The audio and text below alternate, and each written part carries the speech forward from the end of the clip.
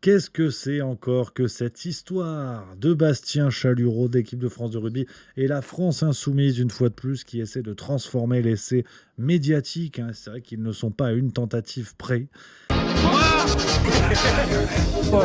Taisez-vous. En Non mais cet homme est 2018, ahurissant. porte-parole du gouvernement. Ce que vous venez de faire, c'est super.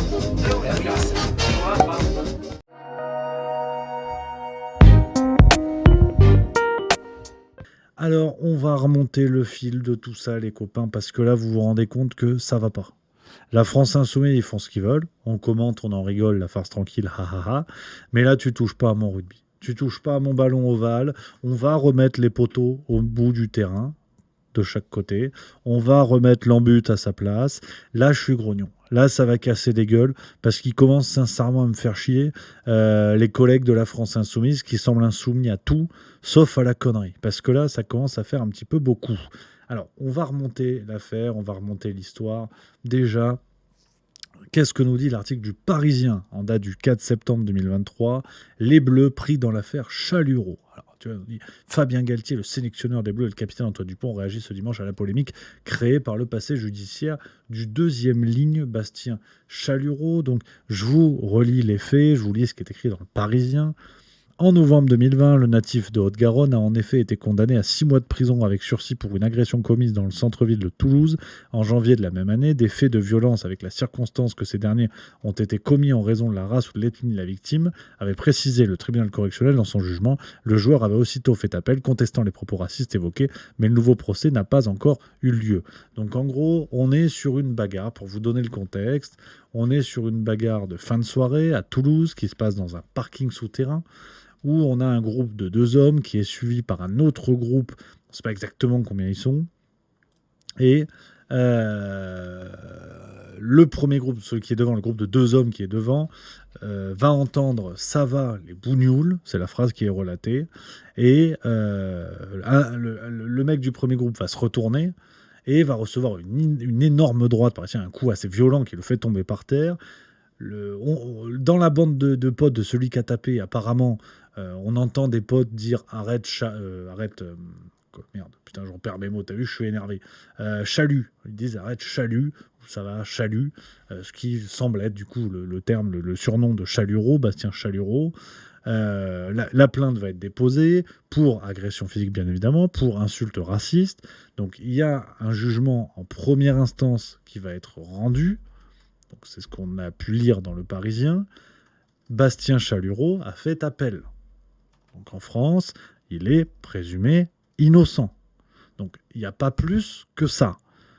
Bastien Chalureau a avoué le coup, a reconnu les faits de violence, mais nie absolument les insultes racistes.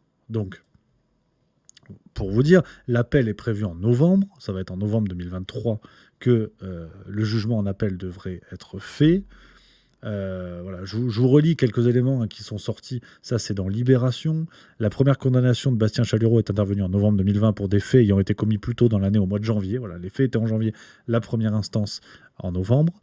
Les 2 parties civiles, les anciens rugbyman Yannick Larguet et Nassim Arif, décrivent une agression survenue à l'issue d'une soirée alcoolisée à Toulouse. Les victimes affirment avoir entendu des insultes à caractère raciste, notamment une première interjection «ça va les bougnoules». Yannick Larguet a ensuite confié à la Dépêche: «Il continuait sans cesse ses insultes racistes. J'ai voulu me retourner, il m'a décroché un coup de poing de toutes ses forces dans la mâchoire, je n'ai rien vu venir. Il m'a agressé en traître, j'ai reculé, j'étais dans le brouillard. Pendant ce temps-là, il a frappé mon copain. De son côté, le mis en cause reconnaît les violences, mais a toujours nié le caractère raciste de l'agression. Reste qu'à l'issue de ce procès en première instance, Bastien Chalureau est condamné à 6 mois de prison avec sursis. Le parquet en avait requis 8 et à 5 ans d'interdiction de détention d'armes. Donc, on voit bien la situation, je veux dire, qui est assez claire. On a le contexte, on a les éléments, on a le timing. Et cette polémique a explosé. Là, ce week-end, ça a sorti ce week-end, alors que la Coupe du Monde commence le 8. La Coupe du Monde commence le 8 septembre avec ce match face aux All Blacks, Coupe du Monde en France. Et là, on a 2 députés La France Insoumise, dont Thomas Porte et François Piquemal, qui ont décidé de faire la polémique. Ils ont dit, c'était le 2 septembre, regardez, face à la décision d'appeler Chalureau en équipe de France de rugby, nous allons avec Picmal, donc François de son prénom, interpeller la ministre des Sports, Amélie Oudéa-Castéra. Plutôt que de sectionner un homme qui a tenu des propos racistes, rendons hommage à Aramburu tué par des racistes. Donc il fait appel à une autre affaire d'un ancien joueur malheureusement de rugby argentin tué effectivement pour des motifs racistes. Donc tout part dans tous les sens avec un timing qui, je vous dis, ça va me rendre sérieusement grognon. Parce qu'on en a plein le cul de ces pompes à vélo politiques qui n'ont rien d'autre à branler que ça. Et parce que, tout simplement, déjà, soyons clairs, Bastien Chalureau a été effectivement rappelé dans la liste du 15 de France pour la Coupe du Monde suite à la blessure à son poste de Paul Villemc. Au départ, il était réserviste, donc il était déjà dans le groupe. Il est dans la liste de l'équipe de France depuis qu'ils sont 42. Et personne n'avait rien dit jusqu'à présent. Donc là, aujourd'hui, on a des gars qui se réveillent, à mon avis, qui ont découvert avant-hier qui c'était. Bon, ça, à la limite, on s'en fout. Mais ça y est, c'est reparti.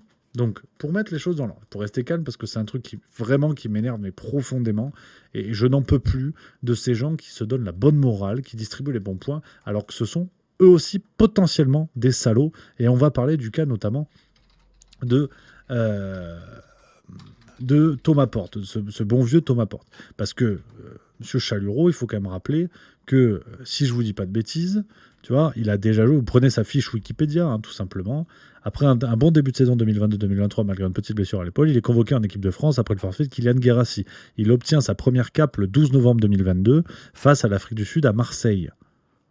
4 mois plus tard, en janvier 2023, il est de nouveau appelé en équipe de France pour participer au tournoi des 6 nations. Il participe uniquement au dernier match du tournoi contre le Pays de Galles, remplaçant sur la feuille de match Paul Villemc blessé. On les a entendus à ce moment-là, les députés LFI ?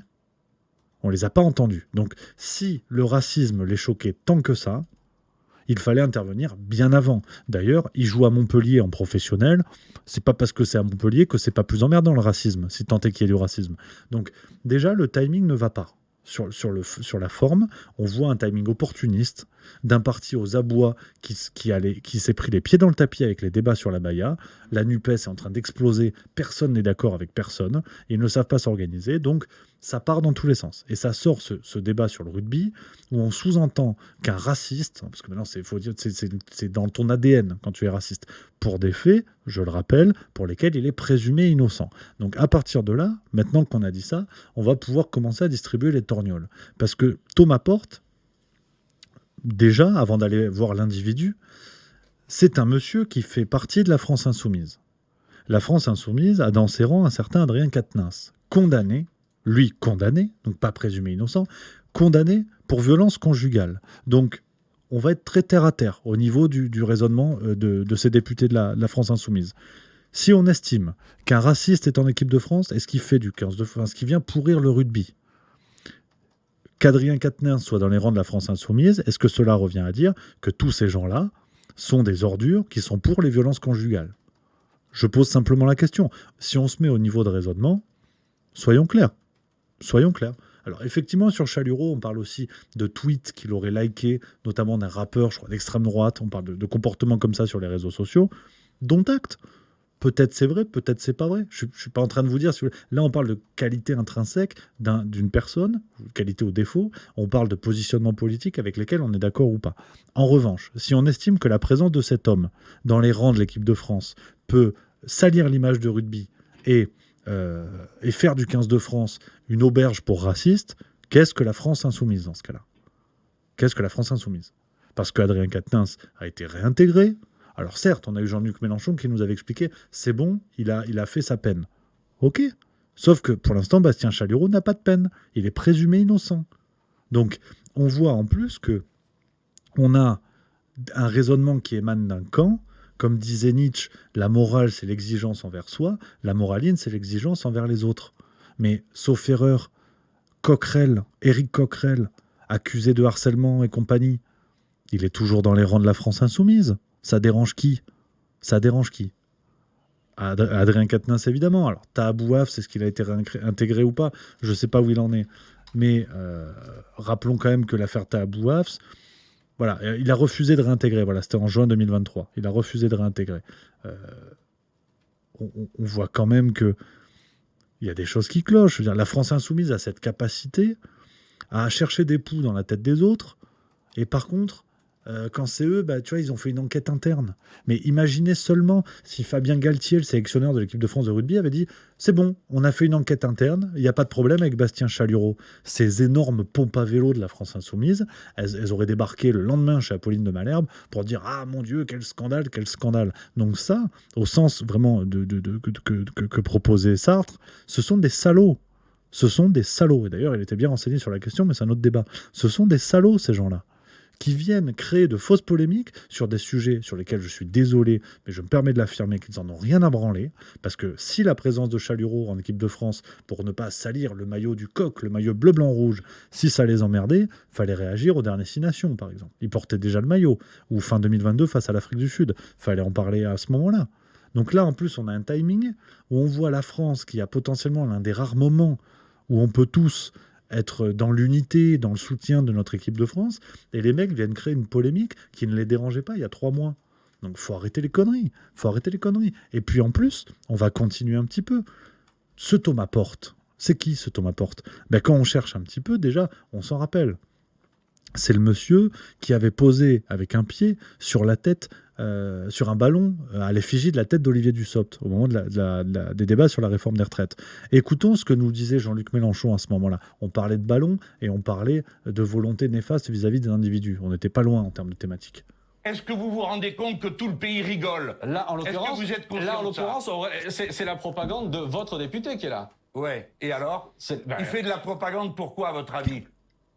Vous allez nous le dire. Vous êtes ridicule. Pourquoi ? Vous vous en rendez même pas compte. Mais pourquoi ? Mais parce qu'il y a des jeux de chamboule tout dans tout le pays, toutes les semaines. Vous avez des piles de boîtes de conserve avec des têtes de tout genre. Des fois, c'est la mienne. Et des gens qui jettent des balles dedans.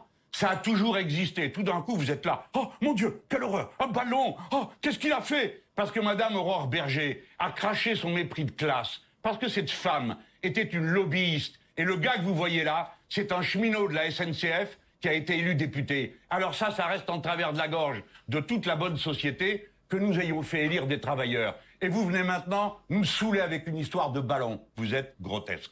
Tu vois, ils viennent nous saouler avec des histoires de ballon. C'est Jean-Luc Mélenchon qui nous disait ça. Donc, on voit bien que là, le 2 poids 2 mesures nous saute aux yeux. Et vraiment, les copains, je comprends bien sûr... comment dire ?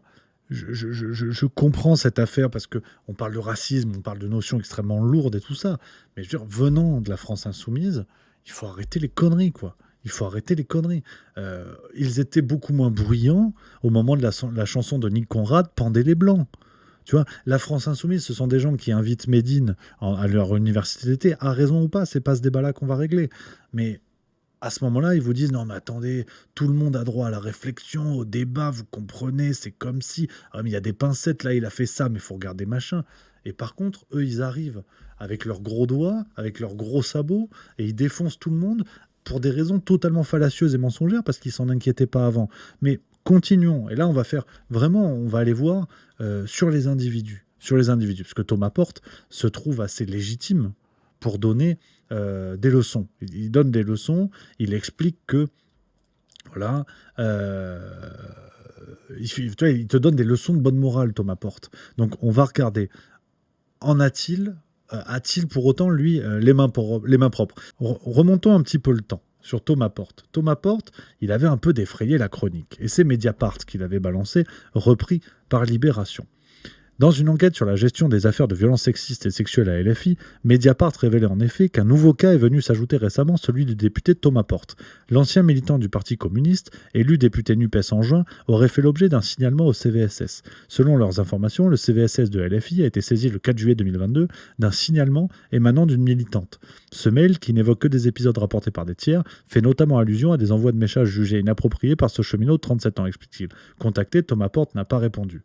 Donc, c'est Mediapart, on peut difficilement leur reprocher d'être une officine d'extrême droite. Et donc, on a une histoire de SMS, des messages jugés inappropriés, ok ? Donc on va me dire, ouais mais Rémi, t'exagères un petit peu, faut voir ce qui s'est passé, enfin on va prendre toutes les pincettes nécessaires. Aujourd'hui, qu'est-ce qui m'interdit de dire, si on se met au niveau des accusations de Thomas Porte et son collègue, que ce monsieur est un violeur en puissance et qu'il est autorisé dans le parti. Quand on lit ça, donc on va voir les autres éléments, hein, tu vois. Ça, c'était bon. Alors là, valeurs actuelles, pour le coup, là, il y a un jeu politique, on est d'accord. Le comité de suivi des violences sexistes et sexuelles de LFI a été saisi, hein, finalement, ce dont on parlait. D'ailleurs, c'est leur propre comité de suivi des violences sexistes et sexuelles. Donc, c'est même pas devant la justice, tu vois. C'est dire le niveau du bordel. Dans le détail, cet ancien militant PCF, fraîchement élu en Seine-Saint-Denis sous les couleurs de la NUPES, avait rejoint le parti Jean-Luc Mélenchon fin 2021. D'après les informations dont dispose le Pure Player, le mail adressé par une militante évoque des épisodes rapportés par des tiers et fait allusion à des envois de messages considérés comme inappropriés par ce cheminot de 37 ans. Bonne reprise de la dépêche AFP. Contacté par Mediapart, Thomas Porte assure n'être absolument pas au courant de cette procédure. Concernant les accusations portées contre lui, il affirme ne pas avoir d'éléments. Une membre de la direction du PCF sollicitée par nos confrères a évoqué plusieurs signalements de jeunes femmes décrivant les mêmes faits. On a alerté partout pour qu'il n'intègre pas la direction du parti. À la fin, il a fini par être bloqué. Donc on a ça. Volker Schulze nous dit ça a fini comment. Là j'essaie de vous trouver les éléments, hein, les plus récents que j'ai pu trouver à ce sujet-là. Si vous en avez d'autres, n'hésitez pas. Mais donc c'est Mediapart qu'on a parlé. La suite, pour l'instant, je ne sais pas s'il y a une enquête. Enfin, sûrement une enquête interne, on l'imagine, hein, ce qui est une grande spécialité de la France insoumise. Mais là, je ne vois pas d'autres éléments jusqu'à présent là-dessus, sur cette affaire-là, sinon des signalements de plusieurs femmes. Donc, si on se contente de ce qu'on peut lire dans la presse, dans ce cas-là, est-ce qu'il faut conclure que Thomas Porte est un agresseur sexuel en puissance, protégé par son parti politique, et donc que la France insoumise est un repère d'agresseurs sexuels? Si on estime que la présence de Bastien Chalureau, jugé raciste, nuit au rugby à l'équipe de France, j'aimerais bien que M. Thomas Porte balaye devant sa porte, sans mauvais jeu de mots, et je vous jure que j'ai pas fait exprès. Calme-toi, Dimitri, je te vois, t'es en train de dire « Oh, il a oublié la séquence où Bastien Chalureau chiale devant les caméras ». Ben non, t'inquiète pas, premier sur l'info, juste au milieu. Cette vidéo que vous venez de voir est un extrait de ce qu'on s'est dit sur Twitch dans le Juste Bistrot, et je voulais compléter pour être vraiment au plus près de l'actualité. Donc hier, 4 septembre, quasiment au moment où je parlais de ça sur Twitch, Emmanuel Macron était avec le 15 de France, hein, parce que il ne faut pas politiser le sport. Voilà, il était absolument dans cette démarche-là. On a eu droit à une séquence sidérante où le mec fait un discours et se prend pour Bernard Laporte. Vous êtes l'équipe la mieux préparée au monde. Ça fait 4 ans que vous avez un coach, une équipe technique, tout un staff qui, avec vous, quelles que soient les générations. Et c'est vrai que bref, on n'est pas à une reculade près, c'est pas le sujet. On a plein d'autres vidéos pour lui taper dessus. Mais on a vu ce off qui a été capté par une caméra d'un journaliste qui traînait dans le secteur. Emmanuel Macron discute avec Fabien Galtier, sélectionneur du 15 de France de rugby. Et Galtier lui dit s'il doit pleurer, il va pleurer. Tu vois.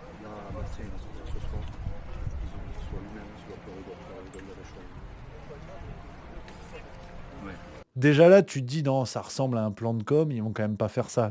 Ce serait trop gros, tu vois. Et Bastien Chalureau, le soir, autour de 18h, était face aux caméras pour s'expliquer sur cette fameuse affaire. Voilà ce que ça a donné. Et dire que je suis pas un raciste, je suis un fédérateur. Le rugby est un sport avec l'union de beaucoup de communautés. C'est ce qui fait la beauté du sport. Alors, une séquence chialerie sidérante qui ressemble quand même un petit peu à un plan de com, d'ailleurs, qui supposément évoqué entre Galtier et Macron en amont. Enfin bref, tout ça pour dire que ça n'invalide pas ce que je pense et le point de vue que je vous ai partagé précédemment. Je vois les grognons qui vont me dire, c'est une précision que je voulais apporter les amis, ouais, tu tapes toujours sur LFI, je sais pas quoi. Qu'on soit bien d'accord, la couleur politique fait que là, les deux députés dont on a parlé aujourd'hui, François Piquemal et Thomas Porte, sont de la France insoumise. Mais ça, en vérité, je m'en fous. Parce que l'avantage d'un guignol, c'est qu'on n'a pas besoin de voir son parti politique pour savoir que c'est un guignol. Là, en l'occurrence, c'est LFI. Après, c'est une question de proportion, chacun fait ce qu'il veut. Donc voilà, les amis, une petite réaction. Alors, une réaction du cœur, bien évidemment, parce que là, on touche à la passion, on touche au rugby, on touche à ce que j'aime profondément. Mais c'est vrai que, en essayant de rester, garder quand même un point de vue assez froid et lucide, ce qui m'embête aujourd'hui, c'est qu'on a une polémique, comme je le disais tout à l'heure, fabriquée de toutes pièces et qui arrive à un des rares moments de communion et d'union que l'on peut avoir entre citoyens français. Et là, il faut venir entacher l'événement, avec en plus ce discours, alors qui n'est jamais vraiment dit, mais qui est un petit peu puant, c'est-à-dire instaurer l'idée qu'il y aurait un raciste protégé en équipe de France de rugby, et donc encourager l'équipe de France de rugby, cela reviendrait à encourager le racisme. On a quelque chose de sous-jacent qui m'embête vraiment beaucoup, et voilà, je voulais vous partager ce point de vue, les amis. Je sais que ce point de vue n'est pas universel, donc n'hésitez pas à réagir en commentaire. C'est tout le but de Juste Milieu. Vous allez sûrement ne pas être du tout d'accord avec moi aujourd'hui, mais c'est ça le projet, créer le débat, créer la discussion. Allez-y, lâchez-vous en commentaire dans le respect, bien sûr, dans le respect du fair play. Et en attendant, vous le savez, on va se retrouver pour de nouvelles vidéos Juste Milieu. Moi, je vous embrasse. Allez les bleus, quoi qu'il arrive, et à très bientôt les copains.